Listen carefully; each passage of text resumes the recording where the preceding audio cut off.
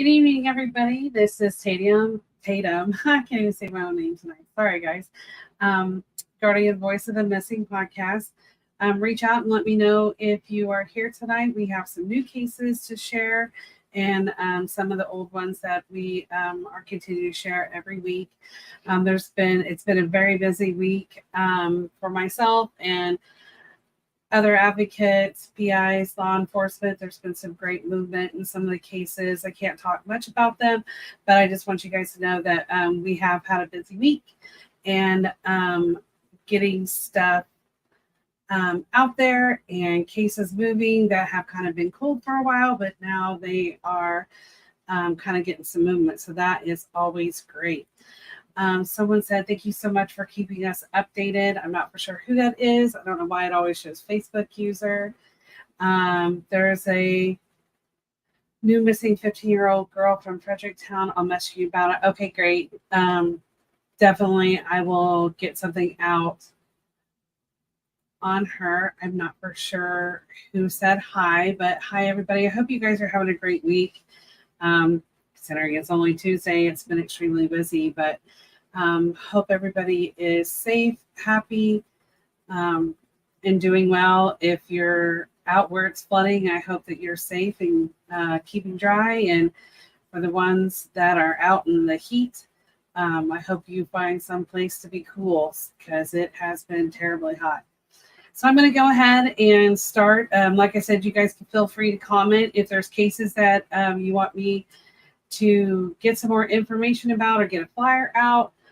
Please just let me know. You can always send me a message on Guardian, or if you want to put it in the comments, I try to go back and look at the comments. So I'm going to start out this first case. I have shared Paul before, but just I have updated his flyer.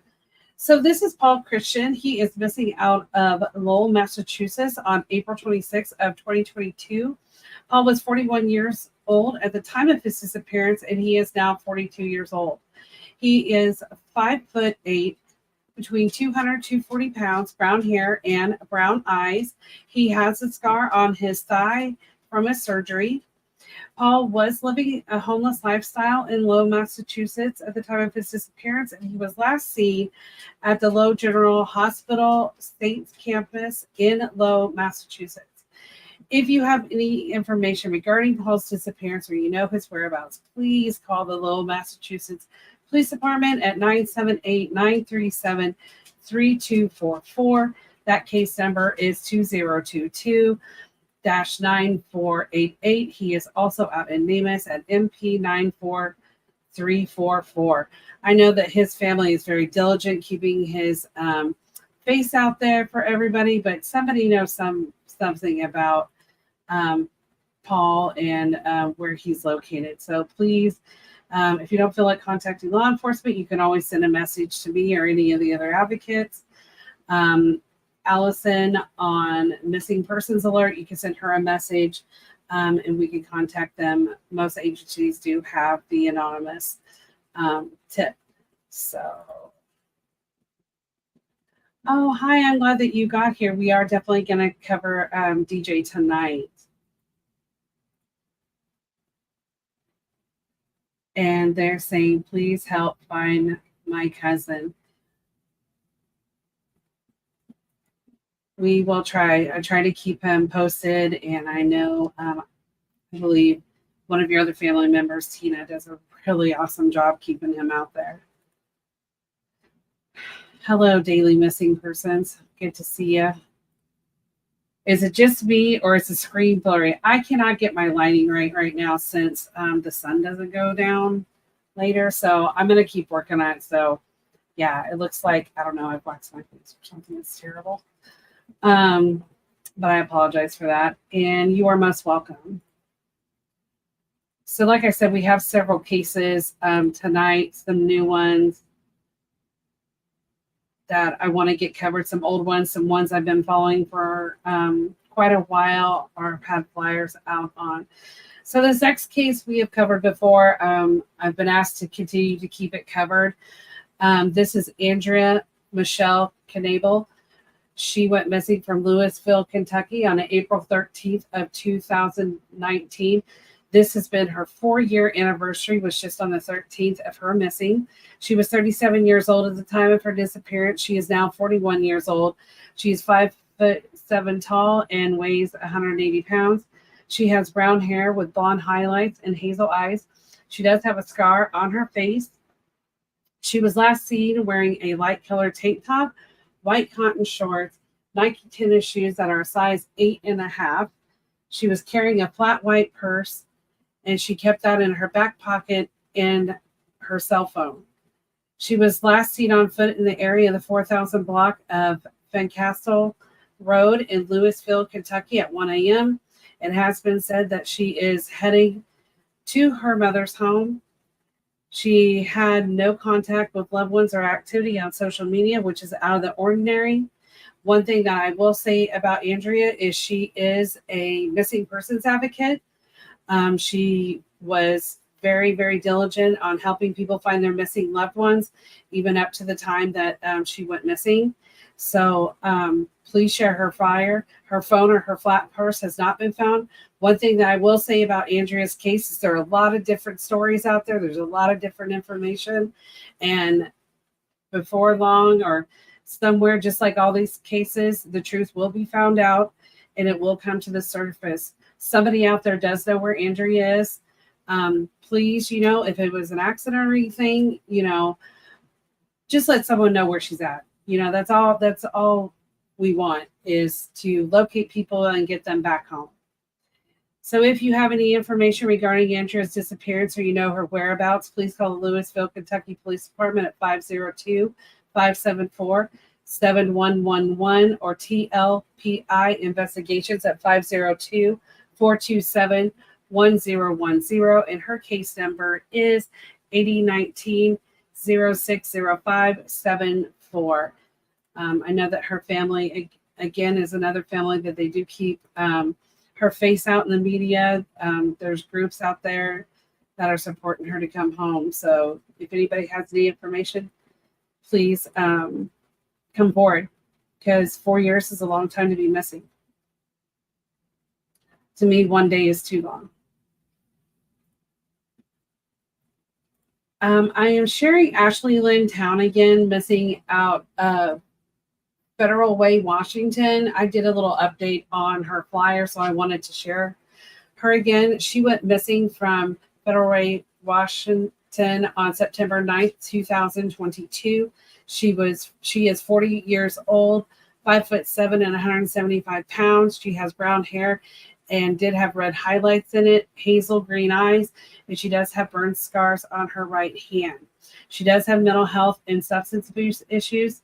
And before I tell you guys this next piece, please understand that the family was supportive of having this and wanting this on the flyer, because we do feel like this is a very key piece of information that might help her get located. I will tell you guys again, anything that is put out on the flyers, I do not tolerate any type of attacks on the family, judgments, ridicule, anything that's hateful. That is one thing that I will not tolerate on my platform. Missing persons alerts does not tolerate it either. You will be immediately banned from our pages and reported, because we are not here to judge anybody. We are here to get out information, to get this information out, to gather information, to get these people located and found. So I'm going to continue on. Ashley is homeless and has a history of working as a call girl in the area. She frequents areas of King County on the Pacific Highway from 272th Street around the 7-Eleven to 320th Street near the Fred Meyers. She was around other businesses in those areas as well. So if anybody is in those locations up and down that stretch of the highway, be on the lookout for her. If you were somebody that had been in contact with her, maybe a client, maybe a friend, anything, just let us know. If you've seen her recently, if you know her, get a message out to her to reach out to her loved ones, or she can, also call the Washington Police Department at Federal Way. And let them know, if she's okay. She was last seen by a loved one in June of 2022 and text with a loved one in September of 22. She always had continuous contact with her loved one. Her loved ones have concerns after her last text as to what her mental status could be at the time. Family is concerned with her safety and welfare. She has no ID, no phone, and travels on foot. Ashley could be in the King County surrounding areas, travel to Mexico. If you have any information regarding the disappearance of Ashley or know her whereabouts, please call the Federal Way Washington Police Department at 253-835-6700. And her case number is 23-3174. So if there's anybody out in the Washington area, please share, their flyers. If any of these individuals are out in your area, please, share the flyers. Even if it's not in your state, there's always possibilities that people are already out of the state. And it's always good to share them all over. Guardian is a nationwide platform. It goes all over the nation. Missing Persons Alert has state specific of all 50 states. Puerto Rico, Canada has a bunch in Canada, also has 2 main ones. Give me one moment.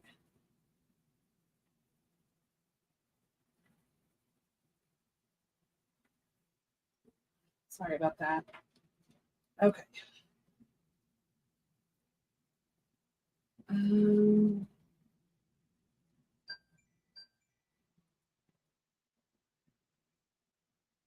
Is Saoirse in here? I'm glad to see that Saoirse is back. Saoirse is another really, really great advocate, and she is always good about getting, especially teens, out there as well. So checking out her platforms and stuff like that. She's a good advocate to get stuff out.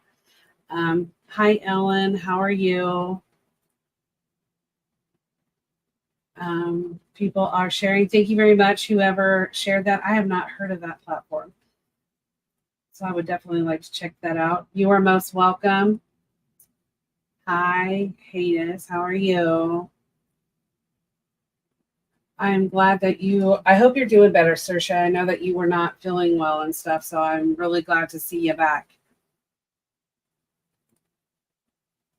And let me know if there's anything I can do for you, except for you being back. I've been trying to share stuff that you've been posting as well. Okay, this is a new case out of Goddard, Kansas. This is Aaron Kirshen. He went missing from Goddard, Kansas on August 21st of 2023, so just a few days ago. He is 25 years old, 6 foot, 200 pounds, brown hair, and green eyes. He does have that Celtic triangle tattoo on his left shoulder. Aaron was last seen around 3:30 a.m. on August 21st, 2023. Loved ones shared that his vehicle, keys, and wallet were all left at home. It is out of his character for Aaron not to be around, as he works every day with his brother, and he did not make it to work. The area around his home has been searched with canines, drone teams to help locate him. So far, up till probably about an hour ago, he is still actively missing. They are still actively searching for him, and they also did a vigil for him tonight. I'm very impressed with the community on how much people are supporting the family to help look for him. Also, if you have a business anywhere in the Goddard area, please, if you have any type, or a home, if you have any type of surveillance anywhere, I would say in Goddard, please check your cameras. If you possibly see him, please call the Sedgwick County Sheriff's Office at 316-660-3900 or the KBI at 785-296-4017. One thing I will tell you, I know a lot of people see that the KBI does Kansas. That does not necessarily mean that the FBI is actively involved, but in the state of Kansas, their platform and their database is on the KBI site. So when law enforcement put them in, like the NCIC and all that stuff, they automatically go in there, and that platform and database will feed tips into law enforcement as well, which I think is awesome. And I wish more states would do that. That would be great. You are most welcome, Kelly. Let me know if there's anything else I can do for you guys or anything else I can add to Paul's flyer.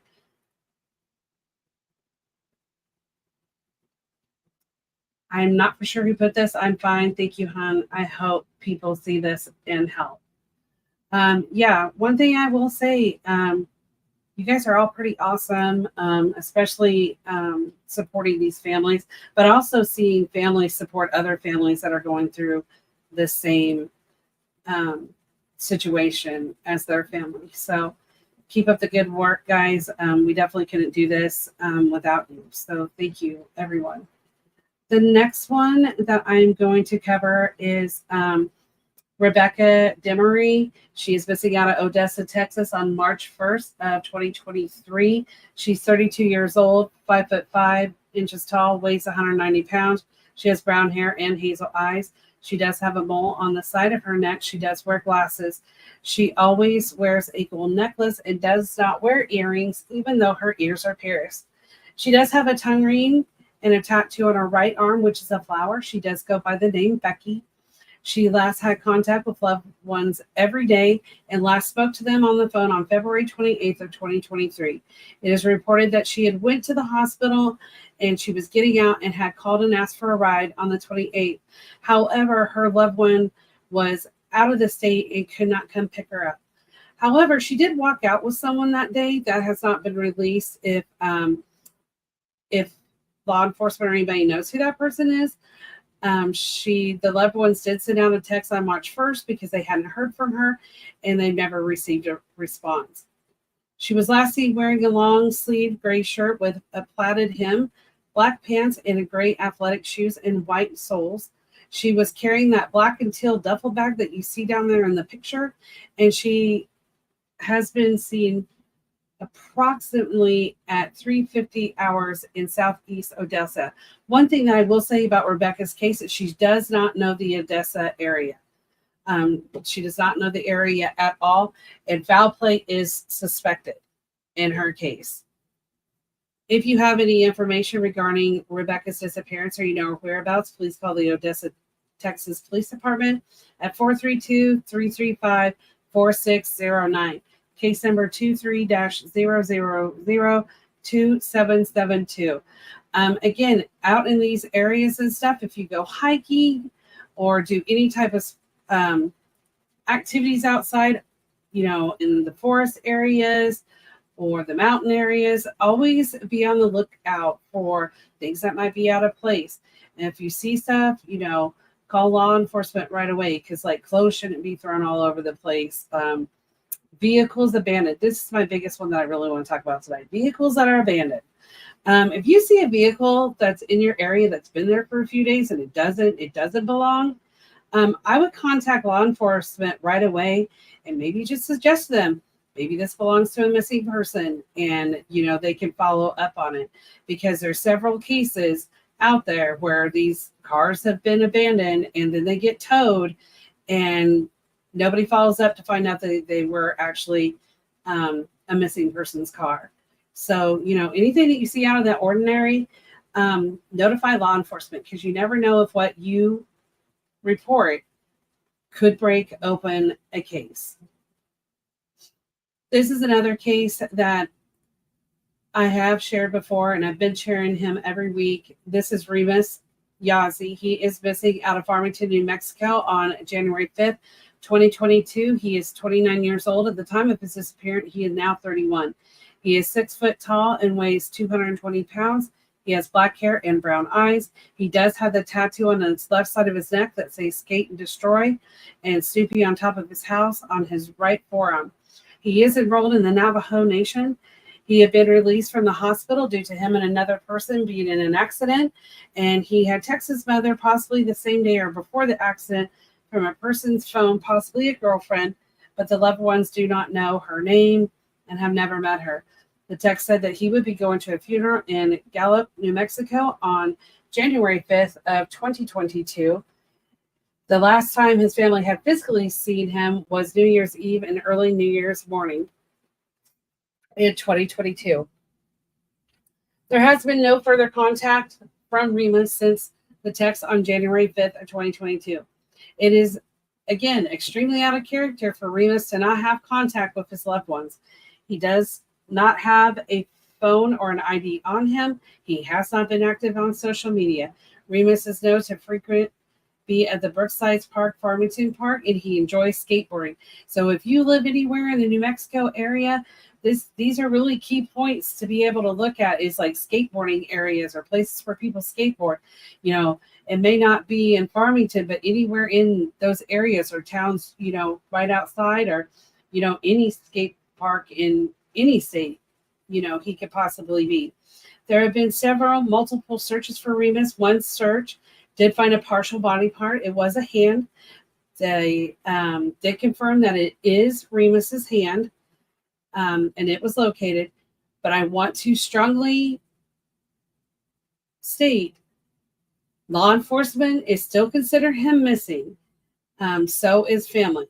Just because they did find his hand, it does not mean that he is not still alive. And I just really, really want to point that out, because I know a lot of people think, oh, well, they found a partial body part, then, you know, then he's probably deceased. That is not the way law enforcement is looking at that. He can very much still be alive just because he's missing a hand, and his family considers him still alive. If you have any information regarding Remus's disappearance, or you know his whereabouts, please call Farmington, New Mexico Police Department at 505-599-1070. And hopefully they'll be getting some more searches done for Remus and be able to locate him. I am going to go through some of these.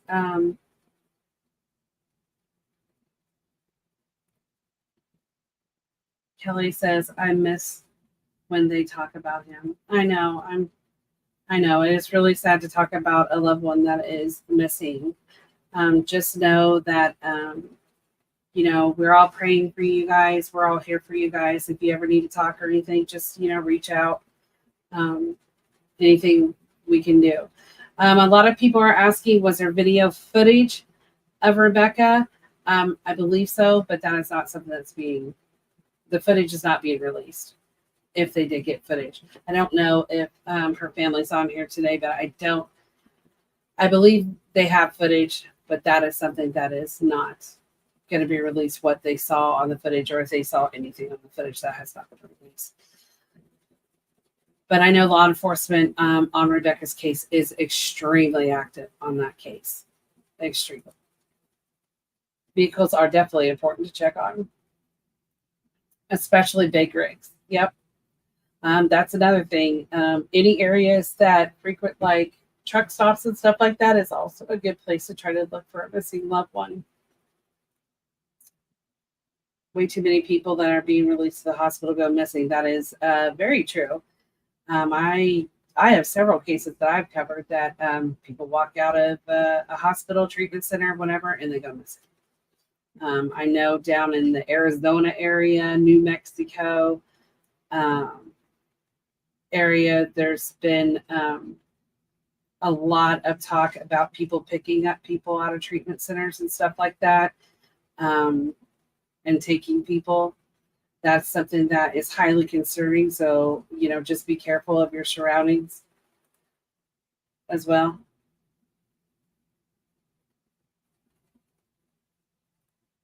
Yeah. Greyhound bus stops and hospitals are very scary places. That's true as well. Someone made a comment. And then, Jane, you're saying what? But there was.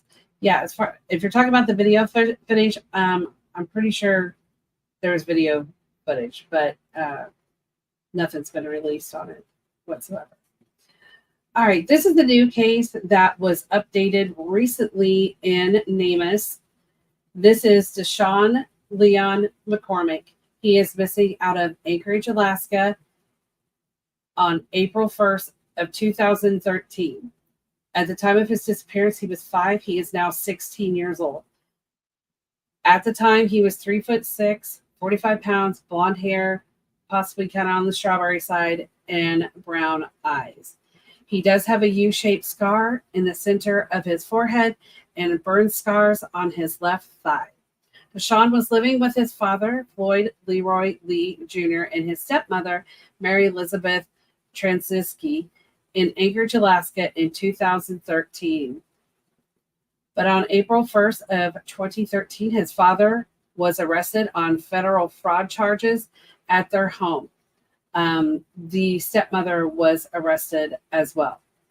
At that time, Deshaun was not at home at the time when police went to arrest his father, and his father refused to reveal his whereabouts. A witness came forward after their arrest saying that the stepmother had stated that she had killed Deshaun and buried him on her property. When she was questioned by police, she said it never happened. Both his father and stepmother have since been released from prison. Deshaun's mother, Jasmine, who lives in Alabama, now has full custody of him. She had reported that she had left the father in March of 2012, took 3 other children. Due to the father having full custody of Deshaun, she left him with him. She reported that the father was abusive and she had feared for her life. She last saw Deshaun for the last time on July 4th of 2012. Deshaun may be in the Metusky, Suisun Borough area. If you have any information regarding Deshaun's disappearance or you know his whereabouts, please call the Anchorage, Alaska Police Department at 907-786-8900, the Alaska State Troopers at 907-265-5511, or the FBI Anchorage Field Office at 907-276-4441. This is actually the FBI is investigating his case. So that does have a picture of Deshaun, and then this age progression, I believe, is up until he was 14. So if anybody you know maybe reveals that, or somebody you came across, it's never too late for them to look into those leads.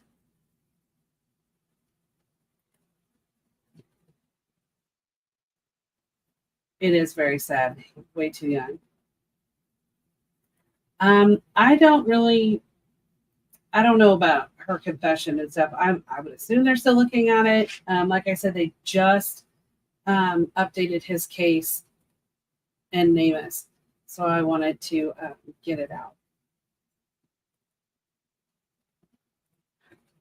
This is the case of Hannah N. Stewart. She is missing out of Independence, Missouri, November 15th of 2020. She disappeared at age 16. She's now 19. 5'5", 115 pounds, brown hair, and hazel eyes. It was just modified. Her case was just modified in NamUs on August 21st, but there's no further information on her case. If you have any information regarding Hannah's disappearance, or you know her whereabouts, please call the Independence, Missouri Police Department at 816-325-7300. So on her case, if there's anybody out there that knows her family, anything I can do to add more to her flyer, I would greatly appreciate it. The next couple of cases are going to be out of Missouri. This is a case that I cover every week. Dana Jane Bruce, missing out of Sedalia, Missouri on October 4th of 2008. She was 23 years old at the time of her disappearance. She is now 37. 5'2", 98 pounds, brown hair, green and hazel eyes. At the time, her hair did have some red highlights in it. Her hair is shoulder length, wavy with bangs. She is blind in her left eye. She has both of her ears pierced, once in each ear. She has a 2-inch scar along the lower spine and a staple scar on her right shoulder. She has a tattoo, as you can see in that picture, on her upper left arm of a teddy bear with wings and a banner that says Dylan. Dana was last seen wearing a black shirt with the word Rebel on the front in silver lettering and blue jeans, leaving her children's babysitter's home, where she left them earlier that day so she could go out and return at midnight. So she returned at midnight to give the babysitter money and asked her to watch the children the rest of the night. Dana had been seen at Maloney's Bar on Main Street there in Sedalia, which was having an anniversary that night. And she was seen with a young man throughout the night, and he was driving a late model red Ford F-150 truck earlier in the night of when she disappeared and left with that man at 11:30. Police did identify that man and that she had been seen talking to that night and hanging out with. He had traveled to Atlanta, Georgia, and police had questioned the man after he had been arrested there on unrelated charges of marijuana possession and driving on a suspended license. He has never been named publicly, but the police are calling him a person of interest. He said that Dana and him had parted ways after they had left the bar, and he had never seen her again. So I threw out last week about there is another red F-150 truck. Dana was seen with multiple people that night, not just this guy from Georgia. At this time, I do not think any longer that they consider or think he is a person of interest. I think he has been ruled out, but going to keep it on the flyer just in case. But so she was there. Everybody knew her, in town for the most part. She was hanging out with people that she knew, along with this gentleman. And she left all of her belongings behind. She doesn't have a bank account, credit cards, phone, or vehicle. It is unknown if she had her ID on her at the time. She was known as a devout mother who would never leave or abandon her children. Foul play is suspected at her disappearance. The bar was not the only place that she was last seen. So here's my deal on a lot of these cases. I'm going to bring it up again. Things happen. People have arguments. They have disagreements. Maybe a fight got out of hand or something, and something happened to her and she got hurt. Or, since we're partying, maybe she drank too much. Maybe there was drugs involved, something like that, and something happened to her. There's tons of cases that happens. People freak out. And maybe, you were just scared, you were worried, because of everything that was going on, that, that you would be in trouble. But an accident is an accident. Here's the biggest thing. Just let someone know. Somebody knows where she is. It's been 15 years. Somebody knows something. It's time to just come forward. Let someone know where she's located.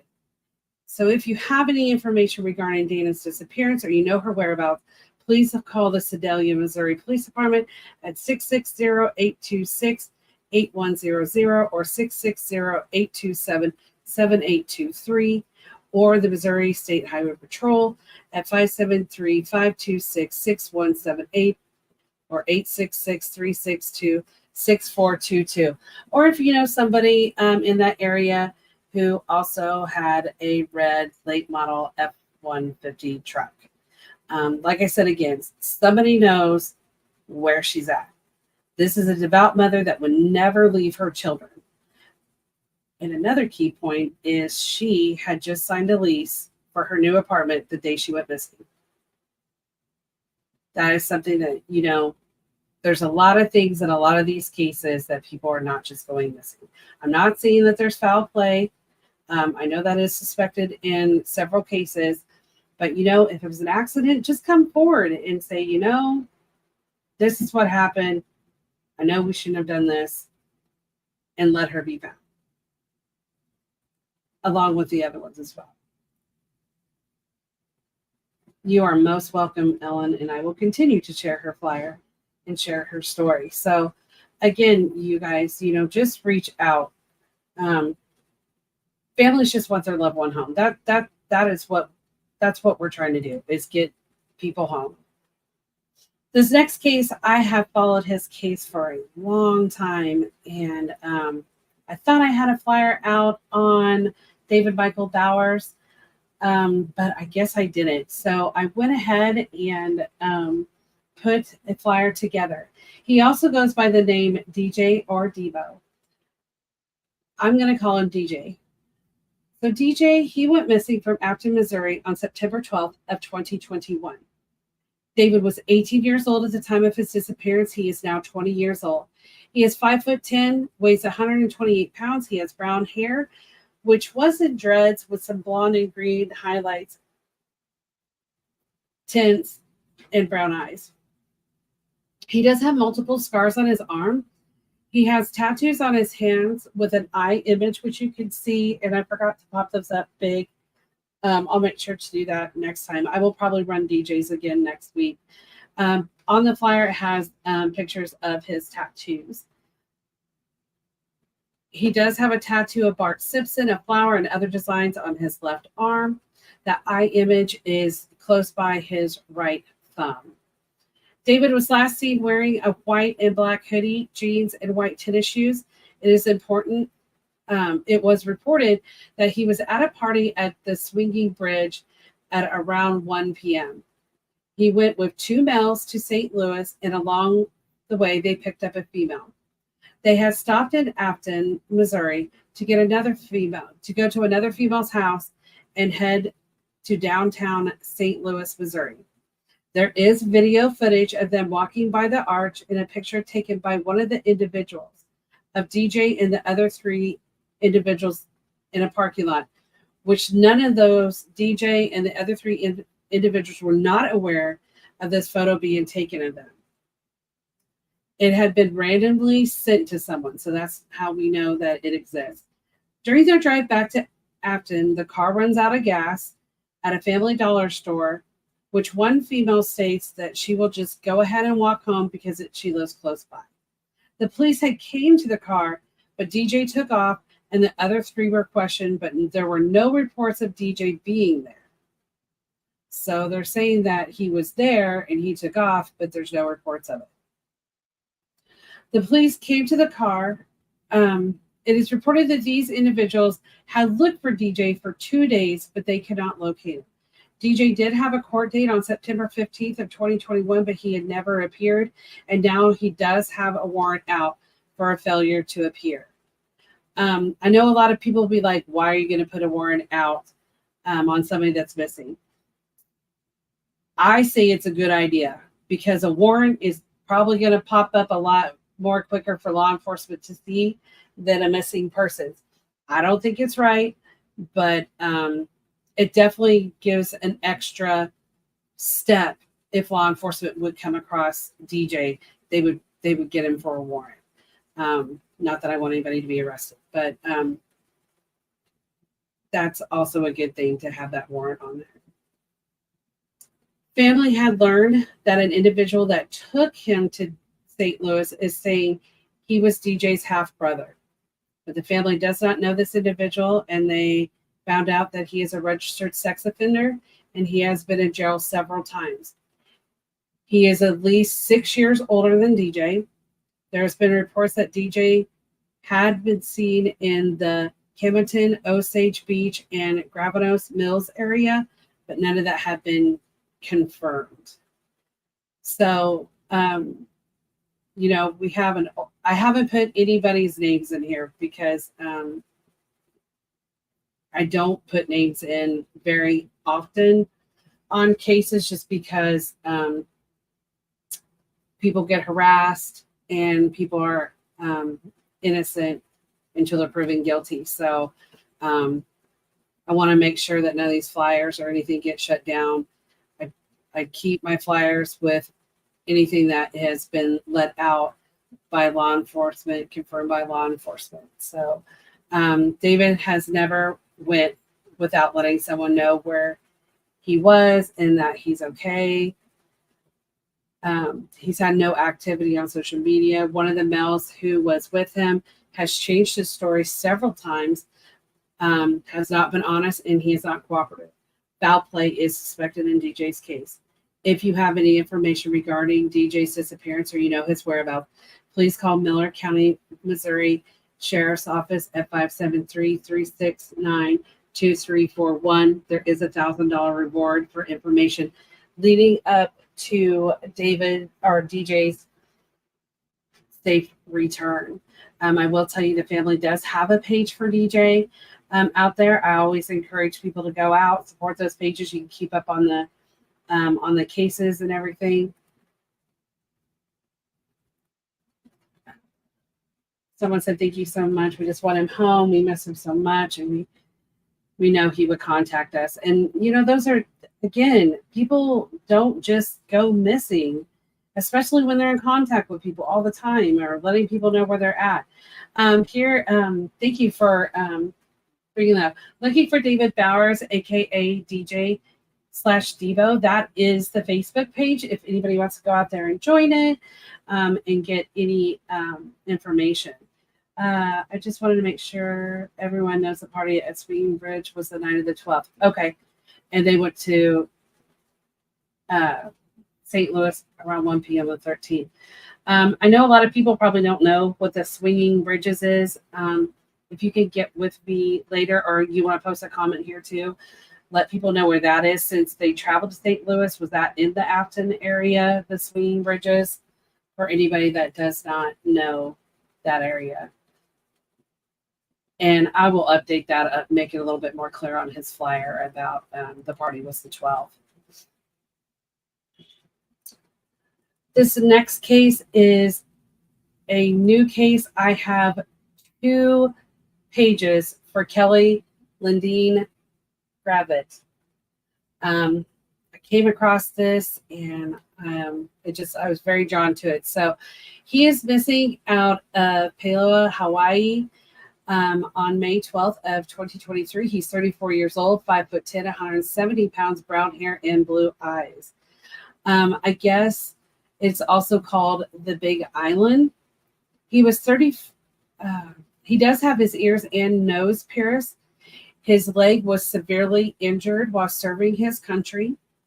He has multiple tattoos on his neck, back, arms, face, chest, stomach, and hands. He may use the name Kel. Kelly is a Purple Heart recipient and a veteran who was severely injured emotionally, spiritually, and physically. He has had some struggles with his mental and physical health since he has returned home for the war. It is reported that he had moved to Hawaii to work on himself and to heal. He's always had contact with his loved ones. He was last seen wearing gray shorts and no shirt and walking in the area of the Pahoa Village Road and Kalua Street around 7 p.m. He does have a backpack, which that is his backpack. I know that it has been stated that if that backpack is located, family wants it returned in all the contents that are in that backpack. I do not know what's in the backpack. I can only, speculate or wonder, but that is something that is important. There is a $20,000 reward, and that is based off of certain criteria. One thing I will tell people, when you get rewards, just because you give a little, all rewards have some sort of stipulation on how they'll be rewarded.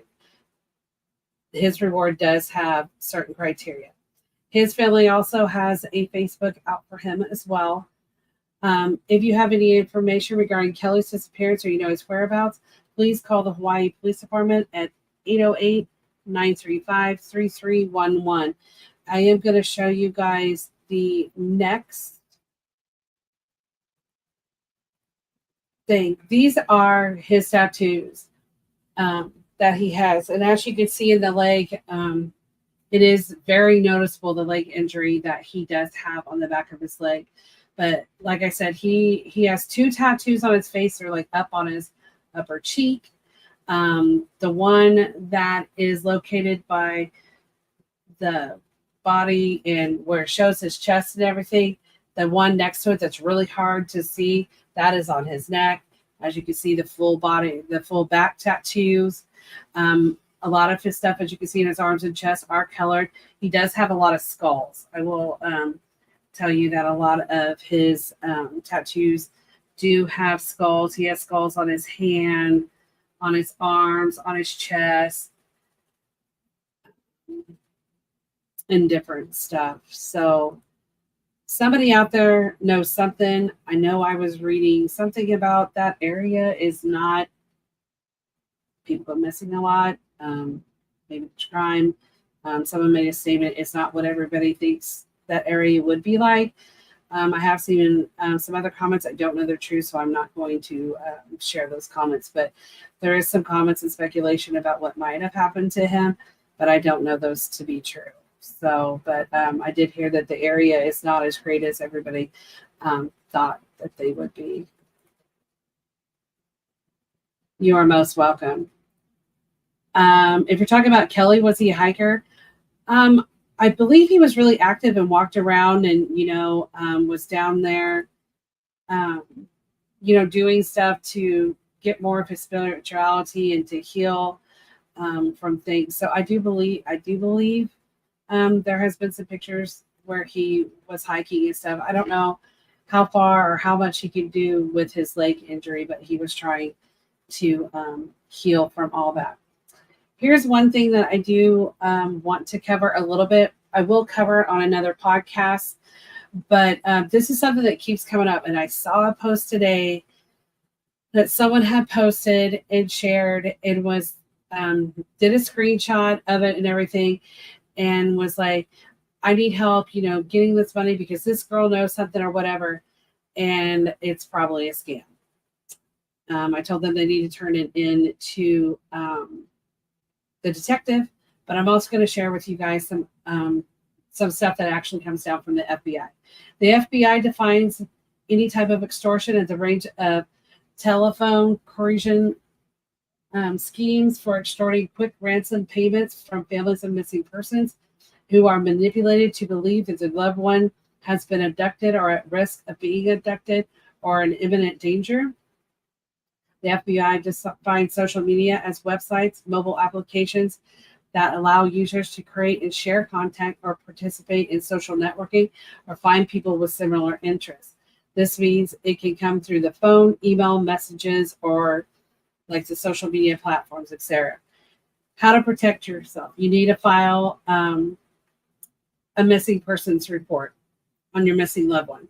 Only put your social media posts having law enforcement contact information. I know this is hard for families, but I have dealt with several cases trying to protect families over these horrible people, the things that they say and will tell you. That is not something that anybody needs to go through. And there are people scammed every day for thousands of dollars by these individuals. Never use your personal phone number or email, etc., on a missing persons flyer or post. If you are contacted by someone claiming to have a missing person, do not send them any money or give them information about yourself or the missing persons. We've even had families I have seen that have given out their address and, or where they're from or where they live or, whatever. And, these it could be one or two people just trying to scam your money or people that are trying to abduct you. I know it's scary and everything like this, but it happens. It happens a lot. So not giving out your personal information is huge during this emotional time. Scammers will use this to get you to believe that they have your missing person. Scammers will not offer you or provide a proof of life. If you get scammed, ask them for a proof of life. That means you want a screenshot. You links to their profile or places that give information about the scammer or link. These are things that you need to get. Taking screenshots of the person, what things they are saying, take a copy of their link to their profile or the place that they might have told you to send the information or the money or whatever to, and get that immediately over to law enforcement. So immediately get that to your detective on your loved one's case. But also take an extra step because the FBI is telling law enforcement to spread to their families about filing a report online to the FBI. I do have this flyer posted. It is called the Internet Crime Complaint Center. I just posted this again. If you go to www.ic3.gov, that is where you can file a complaint. I have filed complaints for families that I had to deal with scammers. And that's a big thing. Let your law enforcement give that information over to law enforcement, but also give that information out to the FBI, because they are continuing to monitor and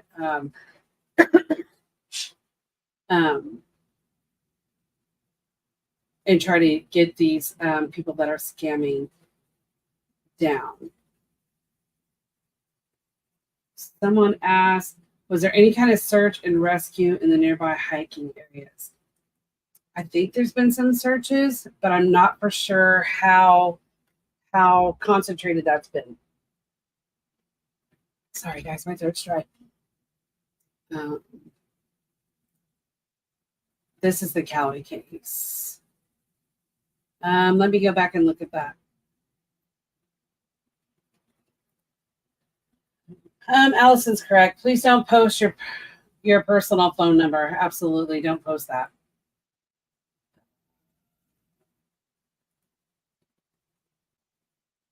What can we say to keep people from sharing that information? It happens so often, and I can't talk them out of it.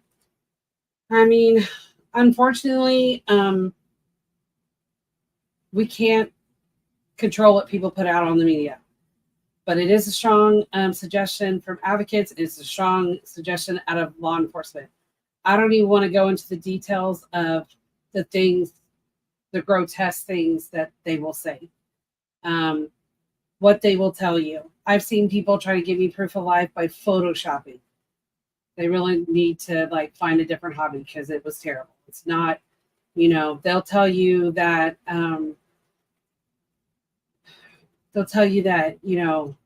they'll send you body parts. I mean, these are horrible things, and I hate to even talk about them, but this is the harsh reality. They'll send you a body part. They'll talk about, well, they can't talk right now, or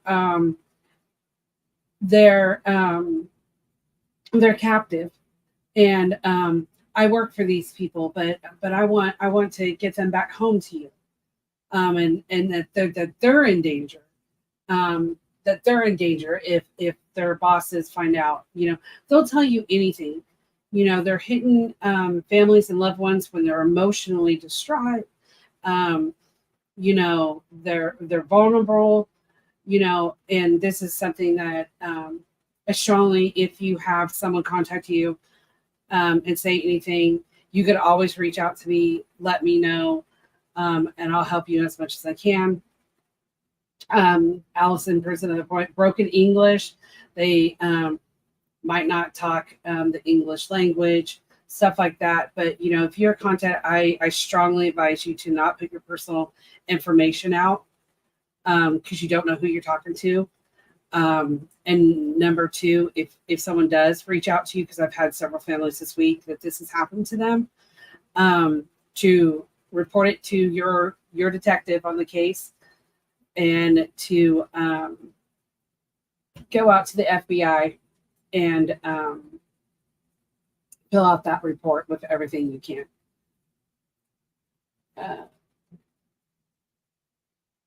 That's true. They'll try to pretend. If you could get them to give you a phone call, most of them like to text, but if you could get them to give you a phone call, they'll pretend that they're there. They can't answer basic questions.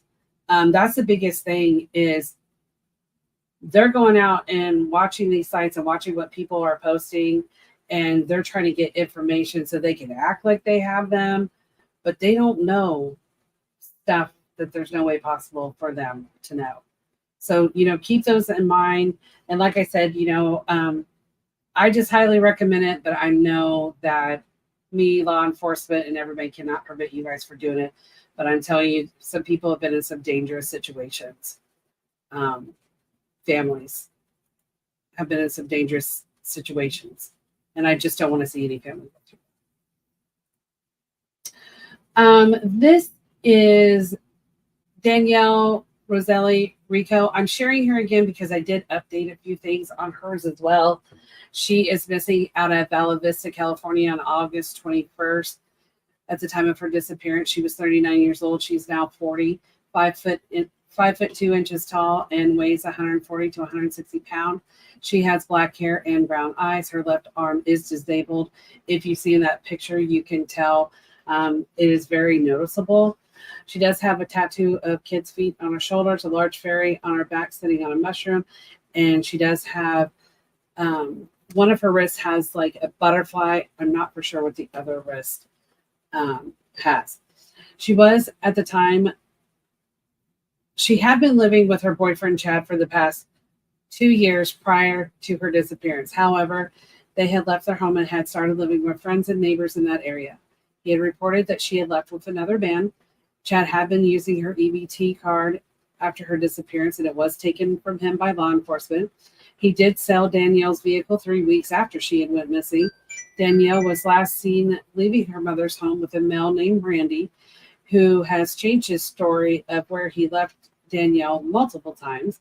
One of those places he stayed was on the top of a mountain where his car broke down, but he never said anything to anybody about leaving her there. She does not have a phone of her own, and she has not been active on social media. She may go by the name Lala. Danielle could still be in the Hermit, Bella Vista, or Homeland and Sage, California areas, as well as the Sabota Reservation in Helmet, California. She is missing under suspicious circumstances. If you have any information regarding Danielle's disappearance or you know her whereabouts, please call the Riverside County, California Sheriff's Hemet Station at 951-791-3400. Family is very concerned about her about.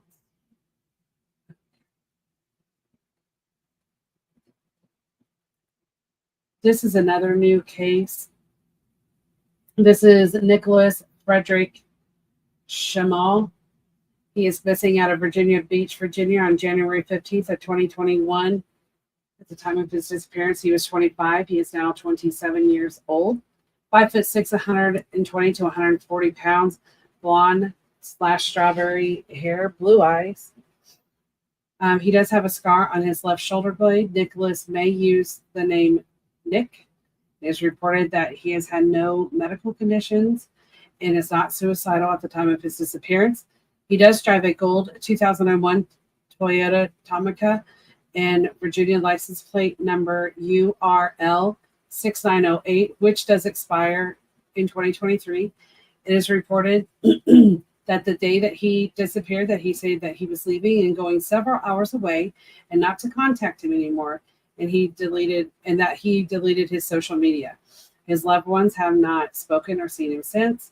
If you have any information regarding Nicholas' disappearance or you know his whereabouts, please call Virginia Beach, Virginia Police Department at 757-385-4101.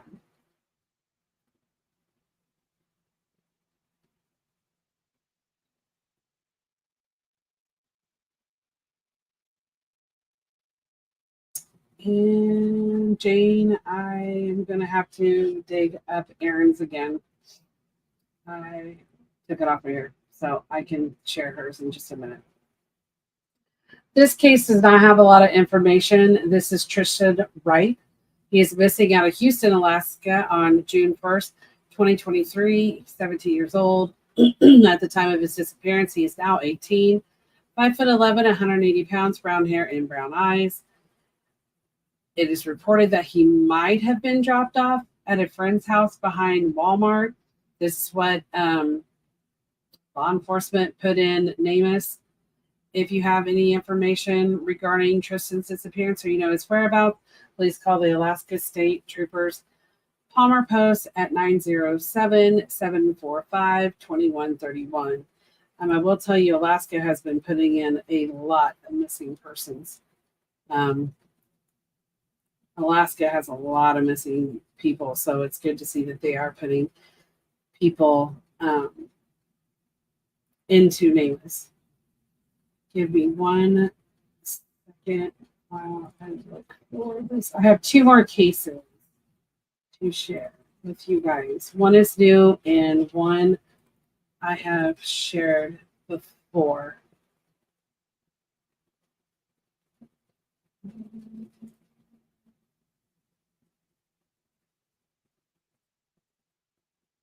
Okay.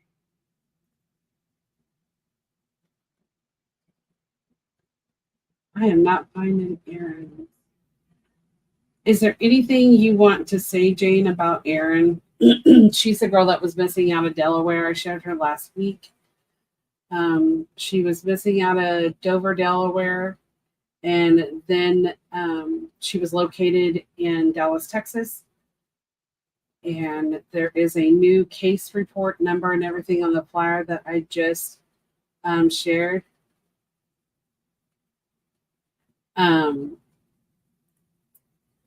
Which does have that new updated police report number on there. It is on the website, you guys. I'm sorry I cannot find the page right now. I'm sorry, Jane. That is my fault. I thought I still had her on there. You're most welcome for putting DJ on. I will try to keep him circulating around. Like I said, I followed DJ's case for quite a while and looked into his case. So, do you think? Yes, I will bring up Paul again. Let me do this last one, and I will bring Paul case again. Are you wanting me to go over it again? Because I could do that. Let me see one more time if I can find Aaron's.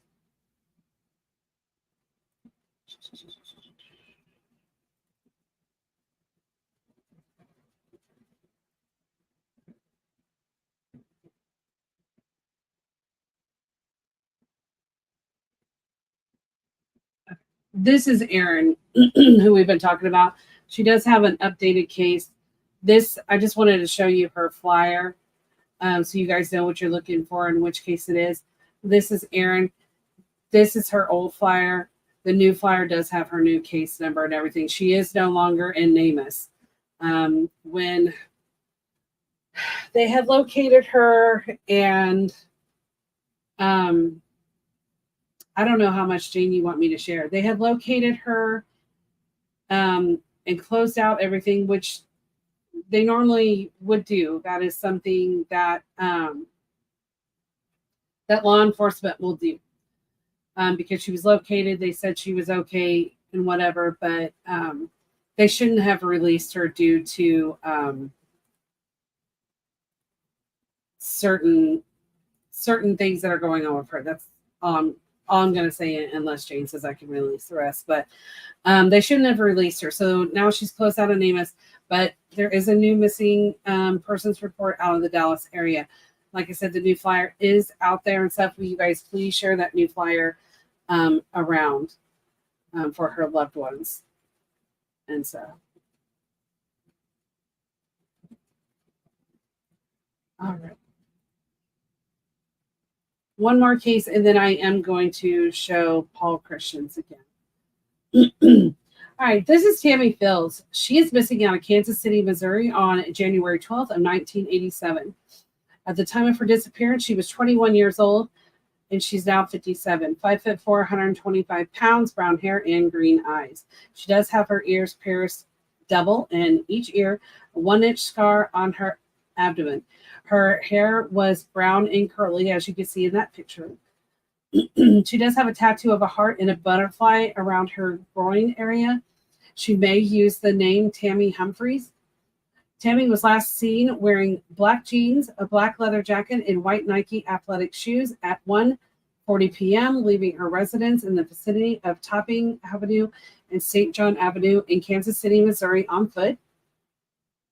She had indicated to her roommates that she had planned to go back home and be back home by 4 o'clock that day because she had had a date scheduled to go to a wrestling match later that evening. She planned to travel to Pensacola, Florida the next day, which would have been January 13th of 1987. It is not known that she ever arrived. Tammy may have traveled to Pine Bluff or Benton, Arkansas after her disappearance. Her passport was found in the possession of a man in Illinois after a traffic stop, and the police had searched his vehicle. Law enforcement did find vials of blood as well on this individual in his vehicle. She has never been seen or heard from again. Foul play is suspected. If you have any information regarding Tammy's disappearance or know their whereabouts, please call the Kansas City, Missouri Police Department at 234-5136. And I do not know. I'll let you guys know because I know you guys are wondering because I'm wondering. I have no idea if that blood was hers. No idea how this gentleman in Illinois got her passport. That is everything that I have found so far out on her case. Oh, also on Aaron, there is a reward. Jane, can you tell me what that reward is again?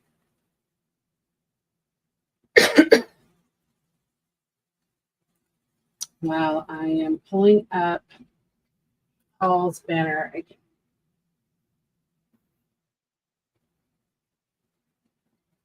All right.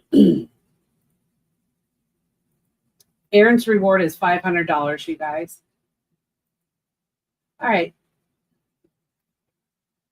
This is Paul Christian. I'm sharing this again because I was asked to. Paul Christian went missing out of Lowell, Massachusetts on April 26th of 2022.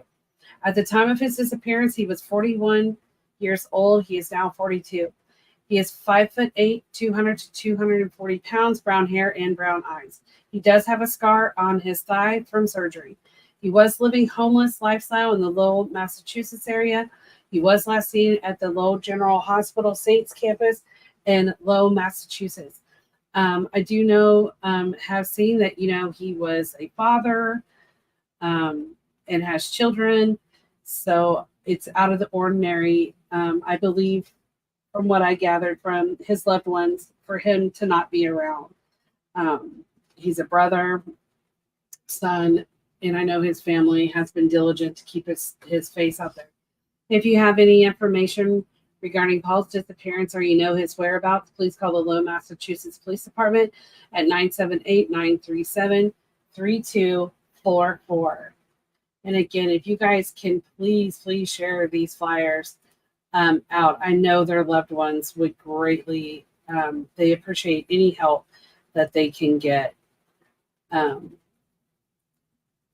Was there anything else for the person that asked me about sharing Paul's flyer again that they wanted to be said or anything, or any of the families that are out here that are watching? Is there anything on any of the cases, if I covered your loved one's case, that you would like me to share? You are most welcome. I will continue to share him. I don't know who said I'm awesome, but thank you. I just try to do my best, you guys. There's a lot of stuff that's been going on this week with just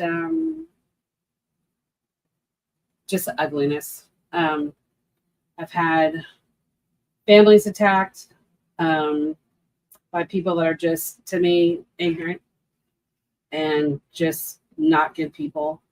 There's been some scams going on. There's been a few advocates that have been attacked by people. One thing that you just have to really watch is who is trying to insert themselves into your guys' loved ones. There are people out here, I will tell you, not every advocate and even a private investigator is out here for your best interest. I'll tell you that. I've seen it. Just be careful who you share information with. Like I said, any family that has came to me and shared information about their loved one's case, I don't share everything that I'm told. That, includes, stuff. I don't share it. Some stuff just needs to be confidential. One, to protect the chain of evidence in their cases. But I am a resource for families to come and talk to, because I know a lot of families out there are feeling very helpless at this point. They feel like they're completely alone. And I don't want anybody ever to feel like they're alone and they're hopeless. There are really good people out there that want to help find your loved one. But you just really have to be careful, because some people are in it for the glory. They want to solve this mystery.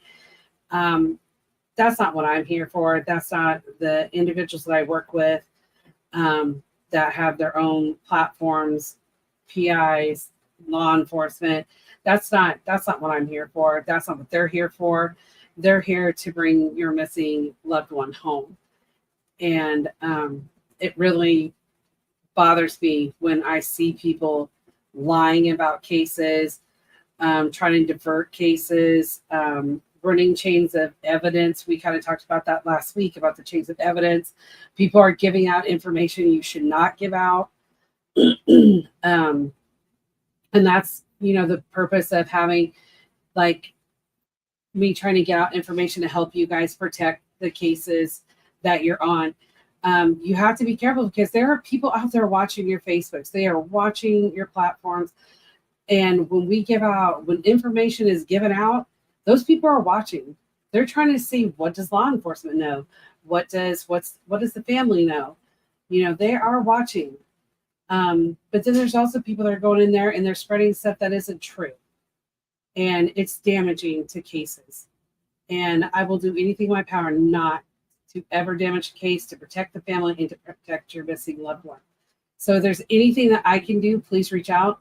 You can reach me on the Guardian Voice of the Missing. A lot of people find my page on Facebook. I have 3 platforms. Don't forget to go out and like the Guardian Voice of the Unidentified group. I did start that group.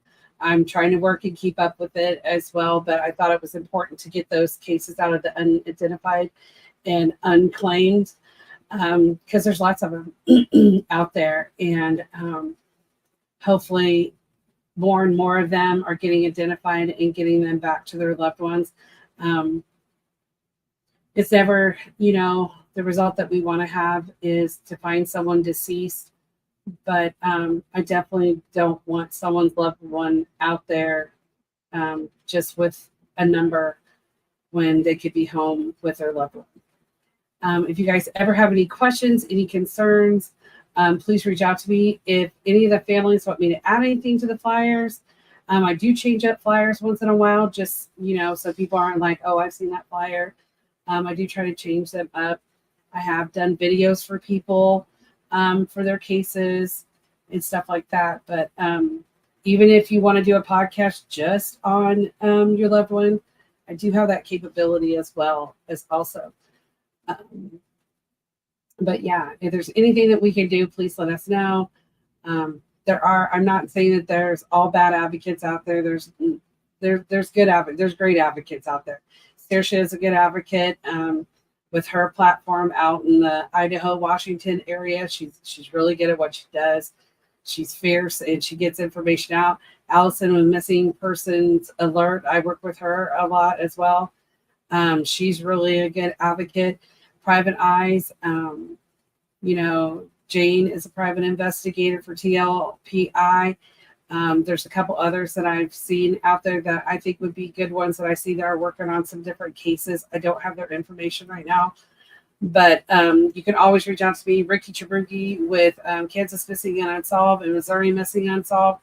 That's another really good advocate. There's tons of platforms out there, you guys, that are really good platforms and have really good advocates. And not all advocates do everything that other advocates do. I know I do a lot more than just my platform. So I look into cases. I work with the families. I work with law enforcement. I work with private investigators. I work with other advocates and stuff like that. Some of them just have platforms and they share flyers. They may not, and I make flyers. A lot of them don't make flyers, but it doesn't mean it's not a good platform. It's a great platform. And I strongly suggest you guys share your flyers out to everybody. Key points that you should have on your flyers: name, location of where they went missing, when did they go missing, how old are they, law enforcement's number, case number if you can get it, height, weight, date. I'm not big on date of birth. I will tell you that. I do see that a lot. I personally won't put a date of birth on a flyer. I don't put families' information on a flyer either. Height, weight, hair color, eye color, anything like tattoos. I mean, tattoos are really good. Anything that might distinguish, those are good things. But the biggest thing I see is people will post a picture and say, I'm missing my daughter. If you see her, contact me. Don't know where that person is, where they were missing, don't know their name, don't know law enforcement. A lot of times on Facebook, if you're not friends with someone and you send them a message, they don't see it. So that's kind of a disservice for you guys. So those are just some key points. I know that it's, again, over an hour. I appreciate y'all for sticking in there and hanging in, but I'll continue to get stuff out to you guys and information. But like I said, if you're having trouble, I do have a family right now that's having trouble with law enforcement, getting them to do a missing persons report. Please reach out to me. Let me see what I can do. Again, I try to tell you guys every week that I have not come across a state statute that says that they can't take a report. They have to take a report, especially this has a child involved, and they're saying they're having problems with law enforcement. So I'm not really sure what is going on, but especially with a child, but even an adult, they cannot refuse a missing persons report. If they don't want to do it in the city, go to the county. If you can't get anyone, the sheriff, if you can't get them to do it, then go to your highway patrol or your state troopers and get that information out there.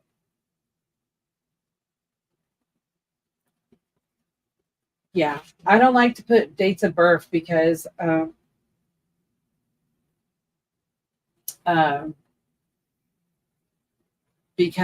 that's too personal. People can steal their identity. They can, call you and say, well, my date of birth is blah, blah, blah, blah. And then, they could be pretending that they're them and they're really not. I wouldn't put a date of birth out.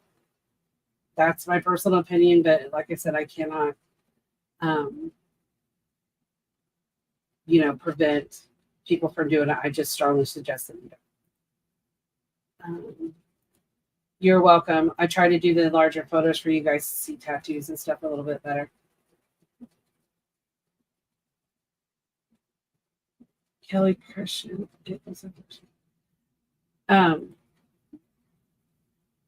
Did everybody get to see their loved ones tonight? Is there any that you guys want me to redo? Anybody have any questions at all for me before I sign up? I do have one more. Sorry, I do have another one. I don't know how I missed them, but I do definitely want to get this out for the family. This is another case out of Missouri. This is Andrew N. Friends. He is missing from Sedalia, Missouri on April 20th of 2023. He's 31 years old, 5'11", 175 pounds, blonde hair and blue eyes. He may have a goatee. He does have several tattoos on both his arms, hands, and neck tattoo with a ram that covers his neck area, as you can see in that picture. It's a really big tattoo, very noticeable. He had left his home where he was staying in Sedalia, Missouri, heading to Excelsior Springs, Missouri, in his white 2019 Ford Escape SUV with Florida license plate AV13NF. Law enforcement reported that he had gotten a traffic citation from Kansas City, Missouri Police Department on April 20th, 2023 at 4:26 p.m. His vehicle was found later in the right lane store and had been towed from the KFC on April 21st in Excelsior Springs. He does have ties in the Excelsior Springs area, and he was last known to be wearing blue jeans, a blue t-shirt with American flag, dark gray Skechers, shoes, and a ball cap. Andrew has daily contact with his loved ones, but no one has heard or seen from him. If you have any information regarding Andrew's disappearance or you know his whereabouts, please call the Sedalia, Missouri Police Department at 660-826-8100. And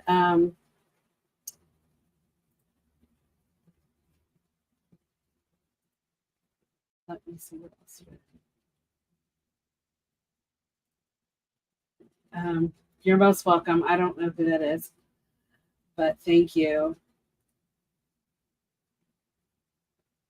Okay, great. I will check it out. I'll find out which place that you did. If there's nothing else, you guys, I'm sorry. I'm a little long-winded. It's been a crazy week, but I wanted to make sure to get out those cases. And I know that some families have had problems with communicating with law enforcement this week as well. Just let me know. Let one of us know if you're having problems.